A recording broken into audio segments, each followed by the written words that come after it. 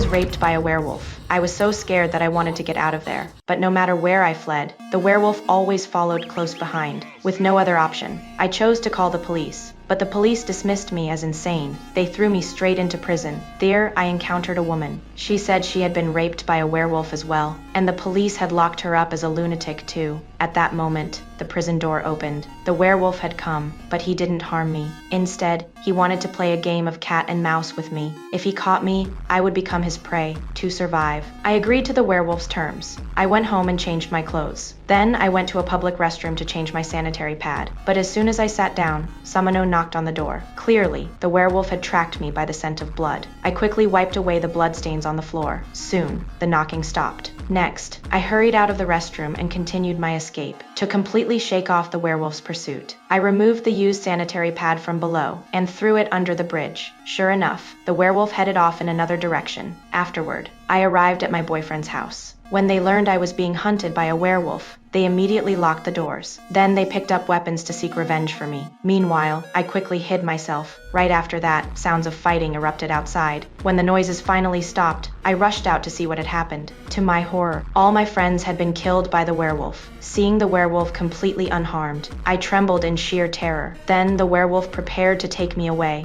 At that instant, my boyfriend arrived. I gestured for my boyfriend to leave immediately, but it was already too late. Watching the werewolf devour my boyfriend, I rushed back inside the house. Then I escaped through the back door. Next, I ran to an underground bar. I cleaned the blood off my body and changed into a new set of clothes. I was preparing to seek help from an exorcist. We had agreed on a meeting place, but when I got into a taxi, I noticed blood starting to flow from my forehead again. I instantly realized something was seriously amiss.